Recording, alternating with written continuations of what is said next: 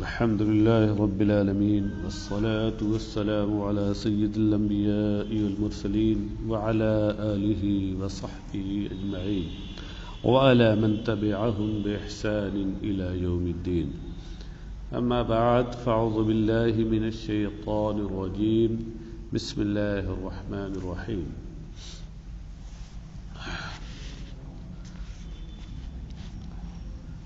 عزیز طلباء، آپ حضرات اس وقت سنن ابن ماجہ کا دوسرا باب و تعظیم حدیث رسول اللہ صلی اللہ علیہ وسلم والتغلیظ علی من عارضہ پڑھ رہے ہیں، یعنی رسول اکرم صلی اللہ علیہ وسلم کی حدیث کی تعظیم اور حدیث نبوی کی مخالفت کرنے والے پر سختی کرنے کا بیان. اس مضمون کی جو حدیثیں ہیں وہ صاحب کتاب نے اس میں جمع کی ہیں. کچھ حدیثیں یعنی 3 حدیثیں آپ نے پڑھ لی ہیں اور بقیہ حدیثوں کا درس. حدثنا ابو مروان محمد بن عثمان العثماني قال حدثنا ابراهيم بن سعد بن ابراهيم بن عبد الرحمن بن عوف عن أبيه عن القاسم بن محمد عن عائشة رضي الله عنها أن رسول الله صلى الله عليه وسلم قال من أحدث في أمرنا هذا ما ليس منه فهو رد. امام ابن ماجہ اپنی سند کے ساتھ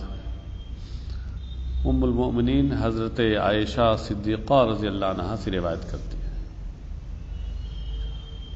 کہ اللہ کے رسول صلی اللہ علیہ وسلم نے ارشاد فرمایا کہ جو ہمارے اس دین میں کوئی ایسی نئی چیز ایجاد کرے کہ جو دین کا حصہ نہ ہو فہو رد، تو وہ رد ہے، یعنی وہ ناقابل قبول ہے.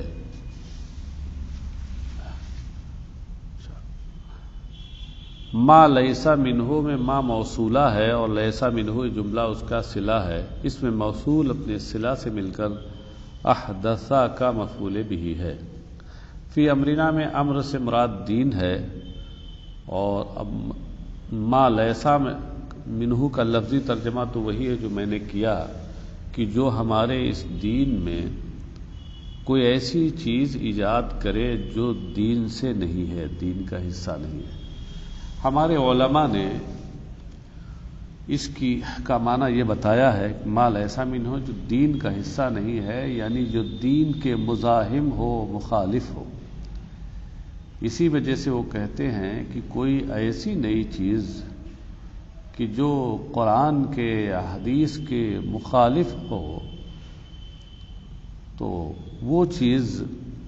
بدعت ہے، اور بدعت ضلالہ ہے، یعنی جو گمراہی ہے، بدعت سیئہ. اور رہ گئی ایسی کوئی چیز، نئی چیز کی جو صراحتاً جس کی صراحت قرآن یا حدیث میں نہیں ہے، لیکن یا تو قرآن و حدیث کے حکم عمومی کے تحت وہ آتی ہے، اور یا یہ ہے کہ وہ مزاحم نہیں ہے، دین کے جو مقاصد ہیں ان سے ٹکراتی بھی نہیں ہے، تو وہ بھی سنت تو نہیں، بدعت ہے، لیکن وہ فہو ردن کا حکم اس پر نہیں لگے گا، یعنی وہ مردود و نامقبول نہیں ہوگی، قابل قبول ہوگی. ایسی چیز کو ہمارے علماء بدعت حسنہ کہتے ہیں. بدعت حسنہ یہ دین کے مزاحم اور سنت کے مزاحم اور مخالف نہیں ہوتی. اس لیے بعض لوگ بدعت حسنہ کو ملحق بسنہ کہتے ہیں کہ سنت کے ساتھ وہ لاحق ہے کسی حکم میں. فہو رد میں رد یہ مصدر ہے، اور مصدر یہاں مجاز مرسل کے طریقے پر اسم مفعول مردود کے معنی میں ہے. مردود یہ مقبول کا مقابل ہے، تو فہو رد کا معنی ہوا فہو غیر مقبول، تو وہ نامقبول ہے، ناقابل قبول ہے. تو اس میں حدیث رسول صلی اللہ علیہ وسلم کی عظمت شان اور ساتھ ہی ساتھ اس کی مخالفت کرنے والے کے ساتھ شدت کا مضمون بیان کیا گیا ہے۔ ظاہر سی بات ہے کہ جو شخص دین کے مزاحم اور مخالف کوئی چیز اس میں ایجاد کرے گا تو سنت نبوی کا وہ مخالف ہوگا اور اس کے ساتھ سختی برتی جائے گی۔ حدثنا محمد بن رمح بن المهاجر المصري قال أنبأنا الليث بن سعد عن ابن شهاب عن عروة بن الزبير أن عبد الله بن الزبير حدثه أن رجلا من الأنصار خاصم الزبير عند رسول الله صلى الله عليه وسلم في شراج الحرة التي يسقون بها النخل، فقال الأنصاري صرح الماء يمر، فأبى عليه فاختصم عند رسول الله صلى الله عليه وسلم، فقال رسول الله صلى الله عليه وسلم اسقي يا زبير ثم أرسل الماء إلى جارك، فغضب الأنصاري فقال يا رسول الله أن كان ابن عمتك، فتلون وجه رسول الله صلى الله عليه وسلم، ثم قال يا زبير اسقي ثم احبس الماء حتى يرجع إلى الجدر، فقال الزبير والله إني لا أحسب هذه الآية نزلت في ذلك، فلا وربك لا يؤمنون حتى يحكموك فيما شجر بينهم ثم لا يجدوا في أنفسهم حرجا مما قضيت ويسلموا تسليما۔ یہ پوری سند اس میں حضرت عروہ ابن زبیر سے روایت ہے۔ یہ حضرت زبیر ابن عوام کے صاحبزادے ہیں۔ حضرت زبیر ابن عوام کے کئی صاحبزادے تھے، ان میں سے ایک حضرت عبداللہ ابن زبیر جو بہت مشہور ہیں، اور یہ حضرت عروہ ابن زبیر۔ کیا عروہ ابن زبیر یہ کہتے ہیں کہ ان عبداللہ ابن زبیر حدثہ، کہ عبداللہ ابن زبیر نے ان سے یہ روایت کی، یہ بیان کیا کہ انصار میں کا ایک شخص، یعنی ایک انصاری شخص، اس نے رسول اکرم صلی اللہ علیہ وسلم کی بارگاہ میں حضرت زبیر سے جھگڑا کیا، اختلاف کیا۔ کس موضوع پر؟ فی شراج الحرۃ التی یسقون بها النخلا، سرخ سیاہ پتھروں، پتھریلی زمین کی ان پانی کی نالیوں کے سلسلے میں جن کے ذریعے لوگ وہ اپنے کھجور کے باغات کو سینچا کرتے تھے۔ حرہ کہتے ہیں اس پتھریلی زمین کو کہ جس میں پتھر سیاہ ہوں، ایسے معلوم ہو جیسے جلے ہوئے ہیں، حرہ۔ مدینہ طیبہ کے قریب بھی ایک جگہ یہ حرہ تھی۔ شراج یہ شرجتن کی جمع ہے، اور شرجہ کا مطلب ہوتا ہے مسیل الماء، یعنی پانی کی نالی جس میں سے پانی بہتا ہے۔ اب ترجمہ آگے کا دیکھیے۔ فقال الانصاری، اس میں فائے تفصیلیہ ہے، کیونکہ حضرت عبداللہ ابن زبیر نے کہا، حضرت عبداللہ ابن زبیر نے عروہ سے یہ بیان کیا کہ ایک انصاری شخص نے رسول اللہ صلی اللہ علیہ وسلم کی بارگاہ میں حضرت زبیر سے جھگڑا کیا۔ اب جھگڑا کیا یہ تو ایک اجمالی چیز ہے، کیا کہا اس جھگڑے میں؟ فقالا، تو اس میں فائے تفصیلیہ ہے۔ اگر ما قبل کو آپ مجمل کہیں قرار دیں تو یہ فائے تفصیلیہ ہے، اس کا ما بعد اس مجمل کی تفصیل ہوگا، اور اگر اسے مبہم قرار دیں تو یہ فائے تفسیریہ ہے، اس کا ما بعد اپنے ما قبل مبہم کی تفسیر ہوگا۔ فقال الانصاری، تو اس انصاری صحابی نے کہا صرح الماء یمر، پانی کو چھوڑ دو کہ وہ بہہ کے آئے، یعنی آپ پانی کو روک کر کے اپنی کھجور کے باغ کو سینچتے ہیں، آپ چھوڑ دیجئے وہ بہ کر کے ہمارے کھیت و باغ تک آئے. فابى علیہ، تو حضرت زبیر نے انکار کیا. فاختصما عند رسول اللہ صلی اللہ علیہ وسلم، تو یہ دونوں اپنا مقدمہ لے کر رسول اکرم صلی اللہ علیہ وسلم کے یہاں آئے. فقال رسول اللہ صلی اللہ علیہ وسلم اسقی یا زبیر ثم ارسل الماء الى جارک. تو رسول اللہ صلی اللہ علیہ وسلم نے ارشاد فرمایا، فیصلہ فرمایا، زبیر تم اپنے باغ کو سینچ لو اور پھر اپنے پڑوسی کے لیے پانی چھوڑ دو. فغضب الانصاری، تو وہ انصاری ناراض ہو گئے، غضبناک ہو گئے. فقال یا رسول اللہ، اور ناراض ہو کر کہا یا رسول اللہ، ان کان ابن عمتی کا، یہ آپ کا فیصلہ اس وجہ سے ہے کہ یہ آپ کے پھوپھی کے بیٹے ہیں. فتلون وجہ رسول اللہ صلی اللہ علیہ وسلم ان کان ابن عمتی کا، مطلب یہ ہے کہ ھذا الحکم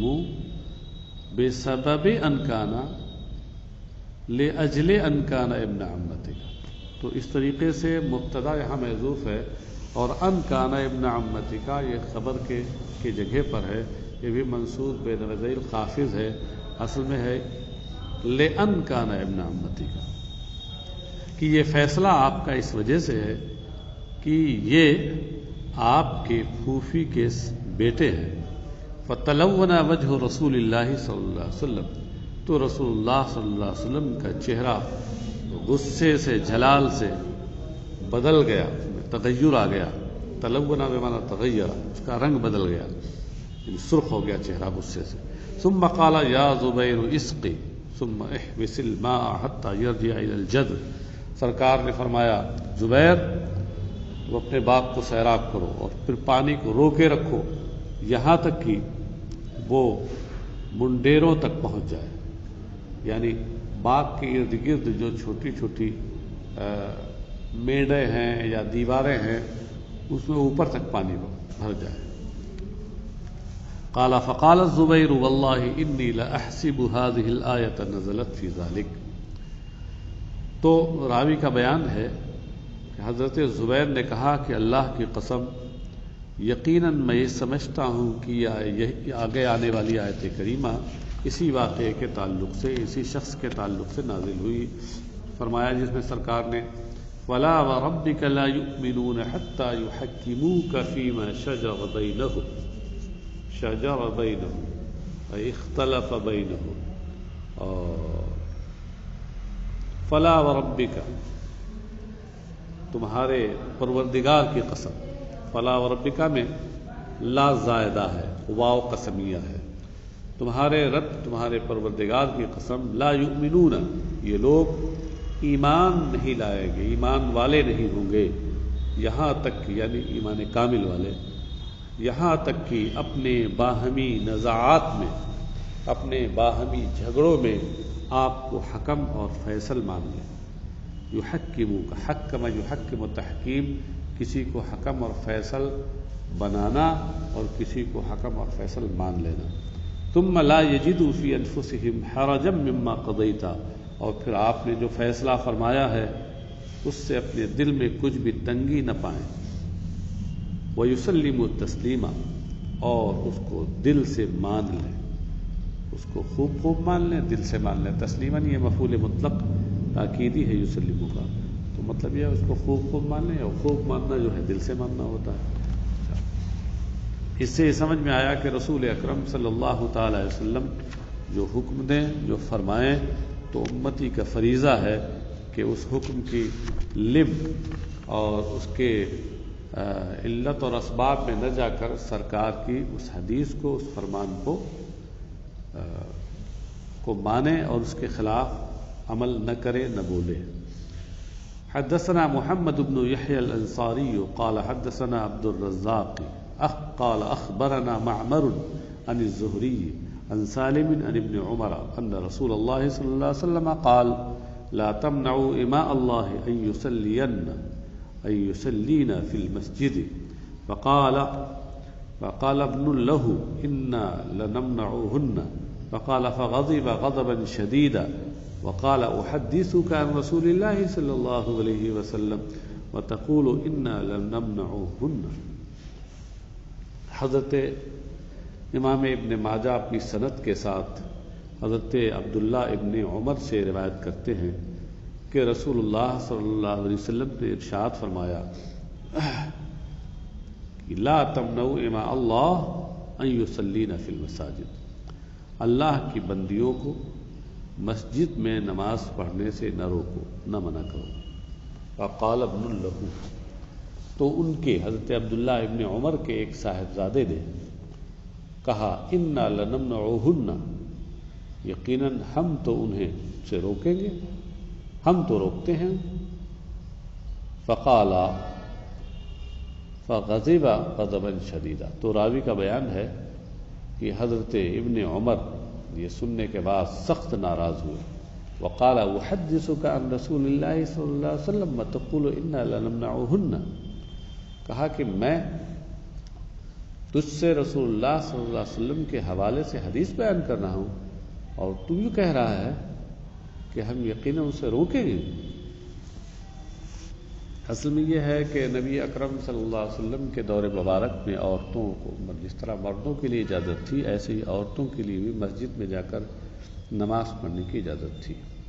لیکن بعد میں سرکار کے حضرت ابوبکر صدیق کے زمانے میں بھی رہا، حضرت عمر کے ابتدائی دور میں بھی یہ جواز کا حکم رہا، اجازت برقرار رہی، لیکن پھر حالات بدل گئے اور تو حضرت عمر رضی اللہ تعالیٰ عنہ نے حالات دیکھنے کے بعد پھر ارشاد فرمایا کہ عورتیں اب مسجد میں نہ جائیں، مسجد میں جانے سے انہوں نے روک دیا۔ نبی اکرم صلی اللہ علیہ وسلم کے زمانے میں فرض تو نہیں تھا عورتوں کا مسجد میں جانا، لیکن یہ کہ اجازت تھی۔ البتہ یہ ان کے لیے بھی بعض حدیثوں میں آیا ہے کہ ان کے لیے ان کا گھر میں نماز پڑھنا مسجد میں نماز پڑھنے سے بہتر ہے۔ تو ایک موقع پہ حضرت ابن عمر نے رسول اللہ صلی اللہ علیہ وسلم کی حدیث بیان کی، ان کا مقصد صرف ایک حدیث سنانا تھا، لیکن اس حدیث کے سننے کے بعد ان کے صاحبزادے نے کہا کہ ہم تو روکیں گے۔ تو حضرت عبداللہ ابن عمر جو ناراض ہوئے بعد میں، یہ ناراض ہونے کی وجہ ہے کہ اس موقع پر بظاہر یہ کہنا گویا حدیث نبوی کی مخالفت کرنا ہے، بظاہر لگا کہ حدیث نبوی کی وہ مخالفت کر رہا ہے کہ سرکار کی وہ حدیث بیان کر رہے ہیں اور ان کے صاحبزادے جو کہہ رہے ہیں ہم تو روکیں گے۔ تو ان کے کہنے کا مطلب یہ ہوا کہ کوئی ایسی صورتحال پیدا نہ ہو کہ جب سرکار کی حدیث بیان کی جائے، اگرچہ اس حدیث پر عمل فی زمانہ نہ ہو رہا ہو، شرعاً اس پر عمل نہ ہو، پھر بھی اس کے مقابلے کی صورت پیش نہ کی جائے، کیونکہ اس کی مخالفت اور اس کا مقابلہ ظاہر کے اعتبار سے یہ بھی اچھی بات نہیں ہے۔ حدثنا احمد بن ثابت الجحدری وابو عمرو حفص بن عمر قال حدثنا عبد الوهاب الثقفي قال حدثنا أيوب عن سعيد بن جبير عن عبد الله بن مغفل أنه كان جالسا إلى جنبه ابن أخ له فخزق فنهاه وقال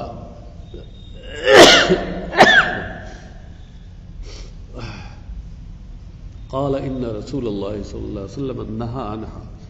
وقال إنها لا تصيد صيدا ولا تنكي عدوا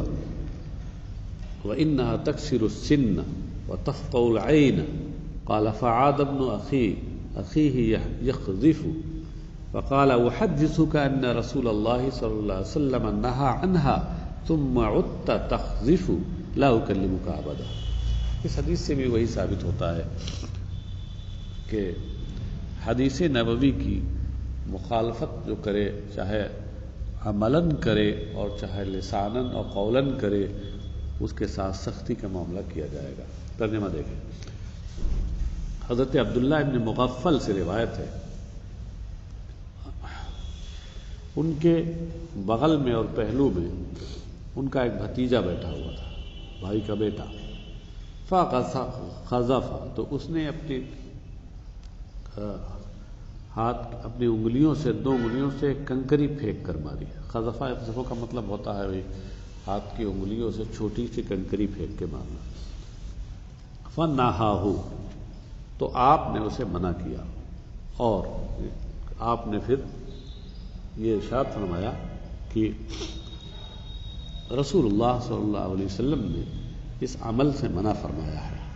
وقالا، اور سرکار نے ارشاد فرمایا ہے کہ انہا لا تصید الصیدہ، کہ یہ کنکری نہ تو کسی چیز کو یہ کنکری نہ تو کسی کو شکار بنائے گی، یعنی اس سے نہ شکار کیا جا سکے گا، ولا تنکی عدوا، اور نہ کسی دشمن کو یہ گزند پہنچائے گی۔ وَإِنَّهَا تَكْسِرُ السِّنَّ وَتَفْقَعُ الْعَيْنَ، ہاں یقیناً وہ دانت توڑے گی یا آنکھ پھوڑے گی، یعنی اس سے کوئی فائدہ تو نہیں ہوگا، نقصان ہوگا۔ قال فعاد ابن اخی یخذف، تو راوی کہتے ہیں کہ ان کے بھتیجے پھر دوبارہ جو ہے وہ کنکری پھینکنے لگے۔ فقالا، تو آپ نے کہا، یعنی وہ دوبارہ پھینکنے لگے حدیث سننے کے بعد بھی، تو گویا اب اپنے عمل کے ذریعے وہ حدیث کی مخالفت کر رہے تھے۔ فقالا، تو آپ نے ناراض ہو کر کہا، احدثک ان رسول اللہ صلی اللہ علیہ وسلم انہا ھذا ثم عدت تقذف لا اکلمک ابدا، میں تم سے یہ حدیث بیان کر رہا ہوں کہ رسول اللہ صلی اللہ علیہ وسلم نے اس سے منع فرمایا ہے، اور پھر تم کنکری پھینک رہے ہو۔ لا اکلمک ابدا، میں اب کبھی بھی تم سے گفتگو نہیں کروں گا۔ یہ لا اکلمک ابدا، یہ تیور ایک صحابی رسول کا یہ بتا رہا ہے کہ سنت کی جو مخالفت کرے اور حدیث کی جو مخالفت کرے بلا وجہ شرعی، تو اس کے ساتھ سختی کا معاملہ کیا جائے گا۔ حدثنا هشام بن عمار قال حدثنا يحيى بن حمزة قال حدثني برد بن سنان عن اسحاق بن قبيصة عن أبيه أن عبادة بن الصامت الأنصاري النقيب صاحب رسول الله صلى الله عليه وسلم غزا مع معاوية أرض الروم، فنظر إلى الناس وهم يتبايعون كسر الذهب بالدنانير وكسر الفضة بالدراهم، فقال يا أيها الناس إنكم تأكلون الربا، سمعت رسول الله صلى الله عليه وسلم يقول لا تبتعوا الذهب بالذهب إلا مثلا بمثل، لا زيادة بينهما ولا نظيرة، فقال له معاوية يا أبا الوليد لا أرى الربا في هذا إلا ما كان من نظيرة، فقال عبادة أحدثك عن رسول الله صلى الله عليه وسلم وتحدثني عن رأيك، لئن أخرجني الله لا أساكنك بأرض لك علي فيها إمرة، فلما قفل لحق بالمدينة، فقال له عمر بن الخطاب ما أقدمك يا أبا الوليد، فقص عليه القصة وما قال من مساكنته، فقال ارجع يا أبا الوليد إلى أرضك، فقبح الله أرضا لست فيها وأمثالك، وكتب إلى معاوية لا إمرة لك عليه واحمل الناس على ما قال فإنه هو الأمر۔ یہ حضرت امام ابن ماجہ اپنی سند کے ساتھ حضرت عبادہ ابن ثابت سے روایت کرتے ہیں کہ وہ عبادہ ابن ثابت انصاری جو انصار کے نقیب تھے، لیلۃ العقبہ میں یہ نقیب انصار تھے، اور رسول اللہ صلی اللہ علیہ وسلم کے مشہور صحابی، غزا مع معاویہ ارض الروم، انہوں نے حضرت امیر معاویہ کے ساتھ روم کی سرزمین پر جہاد کیا۔ یہ زمانہ حضرت عمر ابن خطاب رضی اللہ تعالیٰ عنہ کی خلافت کا زمانہ تھا، اور اس میں حضرت امیر معاویہ رضی اللہ تعالیٰ عنہ ایک حاکم کی حیثیت سے تھے، اور سپہ سالار بنا کے بھیجے گئے تھے، اور پورا لشکر ان کے قلمرو میں اور ان کی کمان میں تھا۔ تو بہرحال انہوں نے وہاں ان کے ساتھ مل کر کے کافروں سے جہاد کیا، فنظر الى الناس وهم يتبايعون كسر الذهب بالدنانير، تو آپ نے دیکھا کہ لوگ سونے کے ٹکڑوں کی خرید و فروخت دیناروں سے اور چاندی کے ٹکڑوں کی خرید و فروخت چاندی کے سکوں یعنی درہموں سے کر رہے ہیں۔ فقالا، تو آپ نے فرمایا، یا ایھا الناس، لوگو، انکم تاکلون الربا، تم لوگ سود کھاتے ہو۔ سمعت رسول اللہ صلی اللہ علیہ وسلم یقول، میں نے اللہ کے رسول صلی اللہ تعالی وسلم کو یہ فرماتے ہوئے سنا ہے کہ لا تبتعوا الذهب بالذهب الا مثلا بمثل لا زیادۃ بینہما ولا نظرا، کہ تم لوگ سونے کے بدلے میں سونے کی خرید و فروخت نہ کرو مگر برابر برابر، جس میں نہ کوئی زیادتی ہو اور نہ ادھار۔ ایسا نہ ہو کہ ایک جانب کچھ زیادتی ہو جائے دوسری جانب کمی ہو جائے، اور نہ ادھار ہو، یعنی مطلب یہ ہے کہ سونے کے ساتھ جو بیع کرو، خرید و فروخت کرو تو بالکل برابر برابر اور نقد ہونی چاہیے، نہ ادھار ہو اور نہ کمی بیشی کے ساتھ ہو، کیونکہ اگر ان میں سے کوئی بھی ہو گیا تو اس صورت میں سود ہے۔ فقال له معاویۃ یا ابا الولید لا ارى الربا فی ھذا الا ما كان من نظرۃ، تو حضرت امیر معاویہ رضی اللہ عنہ نے ان سے کہا، حضرت عبادہ ابن صامت انصاری سے جو بڑے جلیل القدر صحابی تھے، بڑی شان کے مالک تھے، ان سے کہا، اے ابو الولید، ابو الولید ان کی کنیت ہے، میں اس میں سود تو صرف اسی میں سمجھتا ہوں کہ جو ادھار سے ہو، ادھار کے طریقے پہ ہو۔ وقال عبادہ، تو حضرت عبادہ ابن ثابت نے کہا، احدثک عن رسول اللہ صلی اللہ علیہ وسلم وتحدثنی عن رائک، میں آپ سے رسول اللہ صلی اللہ علیہ وسلم کی حدیث بیان کر رہا ہوں اور آپ اپنی رائے ہمارے سامنے بیان کر رہے ہیں۔ لئن اخرجنی اللہ لا اساکنک بارض لک علی فیہا امرأۃ، اگر اللہ تعالیٰ نے صحیح و سلامت مجھے یہاں سے نکال دیا، یعنی یہ جس غزوے اور جہاد میں ہم ہیں، اگر ہم یہاں سے زندہ سلامت نکل جائیں گے تو لا اساکنک بارض، کسی ایسی زمین میں آپ کے ساتھ نہیں رہوں گا، لک علی فیہا امرأۃ، کہ جس سرزمین میں آپ کی حکومت میرے اوپر ہو، آپ کا اقتدار اور آپ کی سربراہی میرے اوپر ہو۔ یہ کیوں انہوں نے کہا تھا؟ یہ اس لیے کہا تھا کہ انہوں نے یہ دیکھا کہ حضرت امیر معاویہ حدیث رسول کے مقابلے میں اپنی رائے پیش کر رہے ہیں جو بظاہر مخالف ہے، یعنی ظاہر کے اعتبار سے بھی سنت نبوی اور حدیث نبوی کی مخالفت انہیں گوارا نہ ہوئی۔ فلما قفل لحق بالمدینہ، قفلہ بمعنی رجع، تو جب وہ واپس ہوئے تو مدینہ طیبہ آ گئے، یعنی اب وہاں روم کی سرزمین کے بجائے مدینہ طیبہ آ گئے، اپنے گھر وطن۔ فقال له عمر بن الخطاب، تو حضرت عمر بن خطاب نے ان سے کہا، ما اقدبک یا ابا الولید، اے ابو الولید، یعنی اے عبادہ ابن صامت، کون سی چیز تمہیں یہاں لائی ہے، یعنی کس وجہ سے مدینہ آ گئے؟ تم کو تو وہاں جہاد میں بھیجا گیا تھا، تم کو وہیں رہنا چاہیے تھا۔ فقص علیہ القصۃ، تو حضرت عبادہ ابن صامت نے حضرت عمر سے پورا واقعہ کہہ سنایا، وما قال من مساکنتہ، اور ان کے ساتھ رہنے کے تعلق سے جو بات کہی تھی وہ بھی کہہ سنائی۔ یہ وما قال من مساکنتہ میں ما موصولہ ہے اور من مساکنہ میں من بیانیہ ہے۔ مساکنتہ یہ بیان ہے مقالہ کا، اور پھر موصول صلہ سے مل کر کے القصۃ پر معطوف ہے۔ انہوں نے پورا واقعہ کہہ سنایا اور اس کے ساتھ ساتھ ان کے ساتھ رہنے کے تعلق سے جو بات کہی تھی وہ بھی کہہ سنائی۔ فقال ارجع یا ابا الولید الی ارضک، تو حضرت عمر نے کہا، ابو الولید تم اپنی زمین واپس جاؤ۔ زمین کا مطلب اپنی زمین سے مراد وہ زمین جہاں تمہیں بھیجا گیا تھا، وہاں جاؤ۔ فقبح اللہ ارضا لست فیہا وامثالک،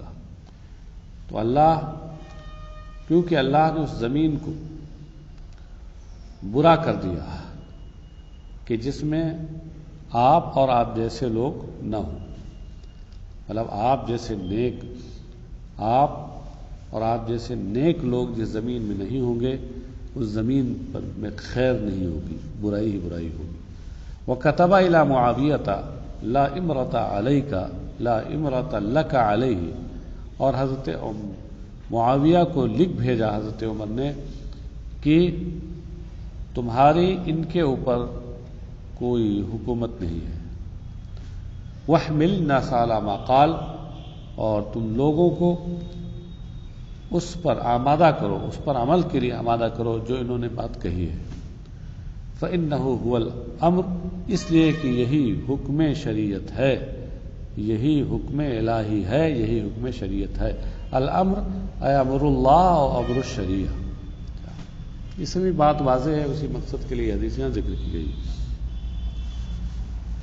حدثنا ابو بکر بن الخلاد الباہلی قال حدثنا يحيى بن سعيد عن شعبة عن ابن عجلان قال انبأنا عون بن عبد الله عن عبد الله بن مسعود قال اذا حدثتكم عن رسول الله صلى الله عليه وسلم فظنوا برسول الله صلى الله عليه وسلم الذي هو اهناه واهداه واتقاه۔ پوری سند کے ساتھ امام ابن ماجہ حضرت عبداللہ ابن مسعود سے روایت کرتے ہیں کہ انہوں نے کہا کہ جب میں تم لوگوں سے رسول اللہ صلی اللہ علیہ وسلم کے حوالے سے کوئی حدیث بیان کروں، کوئی بات کروں، فظنوا برسول اللہ صلی اللہ علیہ وسلم الذی هو اهناه، تو رسول اکرم صلی اللہ علیہ وسلم کے بارے میں ایسا اچھا گمان کرو کہ الذی هو اهناه، جو سب سے بہتر اور سب سے زیادہ ہدایت اور پرہیزگاری والا ہو۔ مطلب یہ ہے کہ سرکار علیہ الصلوۃ والسلام کا کہ حدیث سناؤں تو سرکار کے بارے میں، اس حدیث کے بارے میں تمہارا گمان اچھا ہونا چاہیے کہ یہ سب سے بہتر ہے اور اسی میں ہدایت اور پرہیزگاری ہے۔ تو الذی هو اهناه میں اس موصول اپنے صلہ سے مل کر یہ دراصل مفعول مطلق نوعی ہے ظنوا کا۔ اصل میں یہ ہے کہ فظنوا الظن الذی هو اهناه واهداه واتقاه، تو اس میں بھی اسی چیز کا حکم دیا گیا ہے کہ رسول اکرم صلی اللہ علیہ وسلم کی حدیث سننے کے بعد اور پھر اس زبان و بیان یا عمل سے اس کی ظاہری مخالفت بھی نہیں ہونی چاہیے، بلکہ رسول اکرم صلی اللہ علیہ وسلم کے تعلق سے اس سلسلے میں حسن ظن ہونا چاہیے، یہی ایک امتی کا فریضہ ہے۔ حدثنا محمد بن بشار قال حدثنا يحيى بن سعيد عن شعبة عن عمرو بن عمرة عن أبي البختري عن أبي عبد الرحمن السلمي عن علي بن أبي طالب قال إذا حدثتكم عن رسول الله صلى الله عليه وسلم حديثا فظنوا به الذي هو أهناه وأهداه وأتقاه، یہ پہلے والی حضرت عبداللہ ابن مسعود سے مروی ہے اور یہ حدیث حضرت علی ابن ابی طالب سے مروی ہے، بین ہی مضمون وہی ہے، الفاظ بھی وہی ہیں۔ فلا حاجت الى الترجمہ الى الوردیہ ولا الى شرحہ وتوضیحہ۔ حدثنا علی بن المنذر قال حدثنا محمد بن الفضیلی قال حدثنا المقبوری عن جده عن ابی ہریرہ عن النبی صلی اللہ علیہ وسلم انه قال لا عرفن ما يحدث احدكم عني الحديث وهو متكئ على أريكته فيقول اقرأ قرآنا ما قيل من قول حسن فأنا قلته۔ یہ حضرت امام ابن ماجہ کہتے ہیں کہ علی ابن منذر نے ہم سے حدیث بیان کی، انہوں نے کہا کہ ہم سے محمد ابن فضیل نے حدیث بیان کی، انہوں نے کہا کہ ہم سے مقبوری نے حدیث بیان کی اپنے دادا کے حوالے سے، اور وہ حضرت ابو ہریرہ سے روایت کرتے ہیں، اور وہ نبی اکرم صلی اللہ علیہ وسلم سے راوی ہیں حضرت ابو ہریرہ کہ سرکار علیہ الصلوۃ والسلام نے ارشاد فرمایا لا عرفن، میں ہرگز یہ چیز تمہارے تعلق سے نہ دیکھوں نہ جانوں، یعنی یہ بات مجھ تک ہرگز نہ پہنچے۔ ما یحدث احدکم انی الحدیث، کہ تم میں سے کسی سے میرے حوالے سے حدیث بیان کی جائے، وہ ہوا متکئ علی اریکتہ، جبکہ وہ اپنے تخت پر ٹیک لگائے تکیہ لگائے بیٹھا ہو، فیقول، تو وہ کہے اقرا قرآن،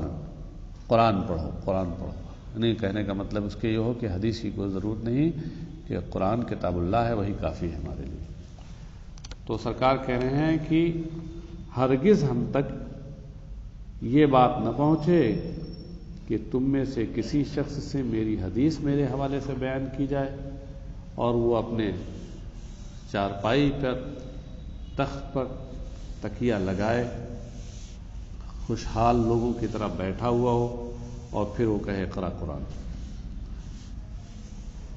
فرمایا سرکار نے ما قیل من قول حسن فانا قلتہ، جو بھی اچھی بات کہی گئی ہے تو میں نے کہی ہے، یعنی میری ہر بات اچھی بات ہے، اس لیے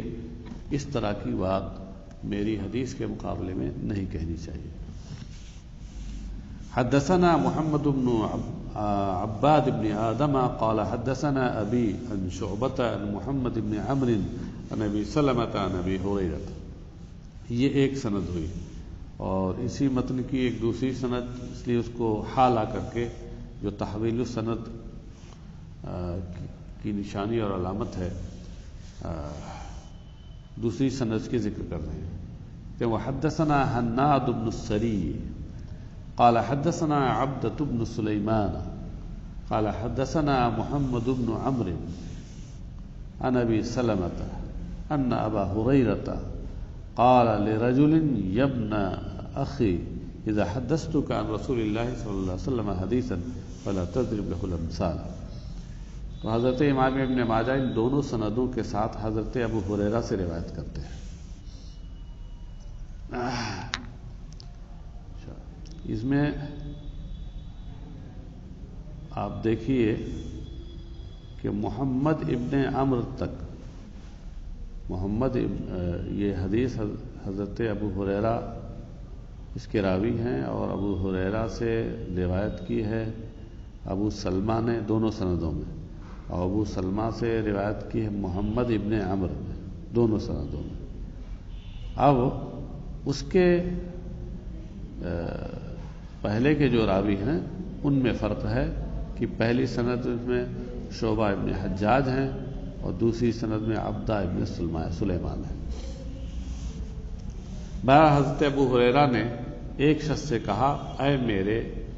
بھائی کے فرزند، اے میرے بھتیجے، اذا حدثتک عن رسول اللہ صلی اللہ علیہ وسلم حدیثا فلا تضرب له الامثال. اے میرے بھتیجے، جب میں رسول اکرم صلی اللہ علیہ وسلم کی کوئی حدیث تم سے بیان کروں تو تم اس کے لیے مثل اور کہاوت نہ بیان کرنا. یعنی میں حدیث بیان کروں تو اس کے مقابل میں تم کوئی مثل، کہاوت، کوئی قول حکیمانہ بات ہرگز پیش نہ کرنا، کیونکہ یہ ظاہری اعتبار سے حدیث رسول کی مخالفت ہے، اور حدیث رسول کی وہ عظمت شان ہے کہ اس کے مقابل میں ظاہری مخالفت بھی ناقابل برداشت ہے. قال ابو الحسن قال حدثنا يحيى بن عبد الله الكرابيسي قال حدثنا علي بن الجعد عن شعبة عن عمرو بن مرة مثل حديث علي رضي الله عنه. یہ ابو الحسن کہتے ہیں کہ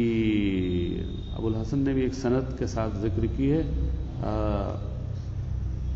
عمرو بن مرہ سے حدیث روایت کی ہے، اور یہ روایت ویسے ہی ہے، اسی مضمون کی ہے جو حضرت علی رضی اللہ تعالیٰ عنہ کی مذکورہ والا حدیث ہے، اسی مضمون کی یہ حدیث انہوں نے بھی روایت کی ہے اس سند کے ساتھ. بس آج یہی تک، انشاءاللہ کل پھر آگے کا ہوگا. وصلی اللہ تعالی علی خیر خلقہ سیدنا مولانا محمد وعلی آلہ وصحبہ اجمعین برحمتک یا ارحم الراحمین.